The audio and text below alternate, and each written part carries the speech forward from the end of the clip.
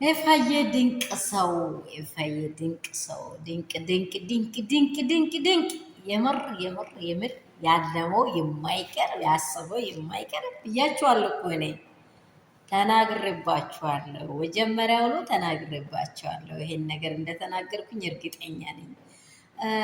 አንዳንድ ሰዎች የሰውን ደስታ የምነጥቁ የሰውን ደስታ ከልብ ሊያወጡ የሚፈልጉ ሰዎች ይህንን ነገር እንዲሰሙ በጣም ትንግርት የሆነ ነገር ነው ይዘው የመጡት። ሩትዬና ኤፋዬ በአዲስ ነገር መጥተዋሉ። በጣም ደስ የሚል የሚያስቅ በቃ በሽቅሽቅችል እያደረጉ ሰውን ሁሉ በቃ በመልካም ነገር እየተናገሩ መጥተዋል። ኤፋዬ በእውነት በጣም ነው የምናመሰግነው። በጣም ነው የአንተ ልፋት በከንቱ ስላልቀረ እኔ በጣም እግዚአብሔርን አመሰግናለሁ። በዚህ ዙሪያ መመስገን ያለበት ማነው? ኢፋ ነው። በእውነት ወንድም ሆኖ ትክክለኛ መንገድ ላይ መቆም፣ ትክክለኛ ሀሳብ መናገር በጣም ትልቅ ትልቅ የሆነ ማስተዋል ነው። በቃ ማስተዋል ያለ ሰው አሪቆ ያስባል፣ አሪቆ ይናገራል። ይሄ ነገር ጉዳት እኮ ነው፣ የማይመች ነገር እኮ ነው ብሎ አሪቆ ነው የሚያስበው። ኤፋ በጣም ደስ የሚል ነው። የሩትዬና የአብርሽን ደስታ በጣም አጣጥሞታል። ደስ ይብሎኛል። በቃ ሩታና አብርሽ ከእንግዲህ ወዲህ ጥቂት ሰዓት እረፍት ያገኙ፣ ይጫወቱ፣ የራቃቸውን ሳቃቸውን ይሳቁ፣ ለቀቅ አርጓቸው።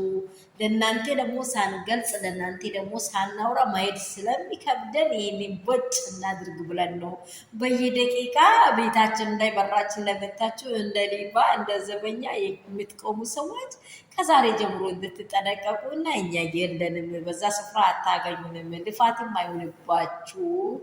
በጣም ደስ የሚል ነገር ነው ያወሩት። እንግዲህ እናንተም ደግሞ ይህንን ሰምታችሁ እንዳትሞክሯቸው።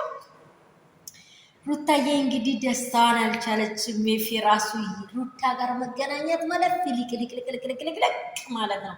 ደስተኛው ሰው፣ ኪፋት የሌለ ሰው፣ ልቡ የነጻ ሰው ሁል ጊዜ ደስተኛ ነው። ሁል ጊዜ በቃ እግዚአብሔር የሚወደው ቅን ሁን እንጂ ቅንቅኑን አላለም። ቅን ሁኑ። ለማንኛውም ነገር ሰላም ሰላም ቤተሰብ እንደምን አላችሁ? ሰላም ሁሉ መልካም ነው ወይ? ቤተሰቦቻችን በመልካምና አዲስ ነገር ይዘው መጥተዋል። ለእኔም ለእናንተም ድንቅ የሆነ የአብርሽ ጤንነት ሙሉ በሙሉ ዳና ነው። አታስቡት። አብርሽ ዘና ፈታ ማለት ይፈልጋል። ስለዚህ ከሩትዬ ጋር የለም ከዚህ በኋላ ሌላ አገር ዘና ፈታ ብሎ ይምጣ ብሎ ኤፊ ውድና እንቁ የሆነው መከታው ይህንን ድንቅ የሆነ ነገር ይዘው መጥተዋል። እናንተም ደስ እንደምላችሁ ደግሞ 100 እጥፍ አለኝ። በቃ ስለዚህ እኛም ኦዲየንሶች በጣም መደሰት አለብን። የሩትዬ ፋሚሊዎች ይህ መልካምና የሚያስደስት ነገር ነው። እናንተ ሰላም ብዝስጥ ፍርፍርፍ ይበልላችሁ። ያላችሁበት ስፍራ ሰላማችሁ ይብዛ። እኔ የሚለው ነገር ምንም የለም። ላይክ እና ሼር ሰብስክራይብ እንዳይረሳ። ያለውን ሀሳብ ደግሞ በኮሜንት ባስቀምጡልኝ። ያላችሁበት ስፍራ እግዚአብሔር በደሙ ሸፍናችሁ ሰላም ለምድራችን ይሁን። እናንተም ደግሞ የምትጨናነቁና የምታስቡ ሰዎች የራሳችሁን ህይወት ኑሩ። ከእንግዲህ ወዲህ አብርሽ በራሱ ህይወት ላይ ጸንቷል። ሉሌ አብርሽዬ ሩታዬ ፋ ብትን ልዱ ነው ብሎናል። እንግዲህ በይፋዬ ትልቅ ምስጋና አለን።